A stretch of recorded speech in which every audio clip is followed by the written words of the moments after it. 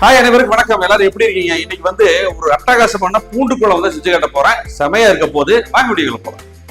பூண்டு குழம்பு வைக்கிறதுக்கு ஒரு மசாலா ரெடி பண்ணிக்கலாங்க. ஒரு கடாயில கொஞ்சம் ஆயில் போட்டிருக்கேன். 1 டீஸ்பூன் குருமிளகு, 1 டீஸ்பூன் சீரகங்க, 100 கிராம் சின்ன வெங்காயம். சின்ன வெங்காயம் சேர்த்துங்க, குழம்பு சூப்பரா இருக்கும். 50 கிராம் உரிச்ச பூண்டுங்க, தாராளமா கருவேப்பிலை, ஒரு 150 கிராம் தக்காளி. நல்லா வதங்கட்டுங்க. கொஞ்சமா மஞ்சத்தூள். இது நல்லா வதங்கி ஆற வச்சு ஒரு ஃபைன் பேஸ்ட்டாக அரைச்சிக்கோங்க. அடுத்தது ஒரு மண் பாத்திரத்தில் 3 டேபிள் ஸ்பூன் நல்லெண்ணெய் ஊற்றிருக்கிறேன். 1/2 டீஸ்பூன் சீரகம், 1/2 டீஸ்பூன் குருமிளகு, 1/2 டீஸ்பூன் வெந்தயம், 1/2 டீஸ்பூன் கடுகு, கொஞ்சமாக கருவேப்பிலை, 100 கிராம் சின்ன வெங்காயம். நல்லா வதங்கட்டுங்க. இது வதங்கும் போதே உரிச்ச 100 கிராம் பூண்டை சேர்த்திக்கலாம்.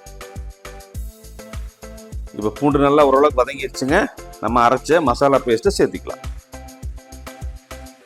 சேர்த்திட்டு ஒரு நிமிஷம் நல்லா கலந்துக்கலாங்க. இப்போ நம்ம மல்லித்தூள், மிளகாத்தூள் இதெல்லாம் சேர்த்திக்கலாங்க.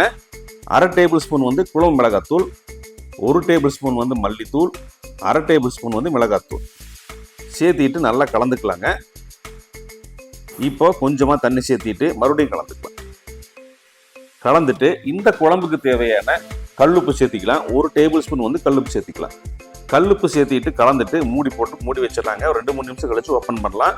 குழம்பு பாருங்க, ஓரளவுக்கு சூப்பராக ரெடி ஆகிட்டு இருக்கு.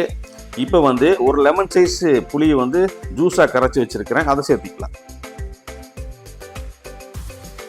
புளி சேர்த்திட்டு ஒரு கலந்துக்கலாங்க. அப்புறம் இந்த காரம் புளிப்பெல்லாம் பேலன்ஸ் பண்ணுறதுக்காக கொஞ்சமாக வெல்லம்.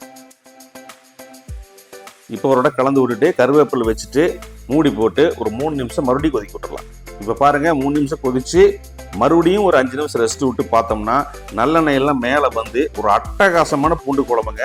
நல்ல சுடுசாதத்தில் ஊற்றி சாப்பிட்டுட்டு கூடவே ஒரு ஆம்லெட்டோ அல்லது ஒரு அப்பளமோ வச்சு சாப்பிட்டு பாருங்க. செம்ம கலக்கலாக இருக்கும். இந்த குழம்பை நீங்களும் ட்ரை பண்ணி பார்த்துட்டு எப்படி இருக்குன்னு சொல்லுங்கள். நன்றி, வணக்கம்.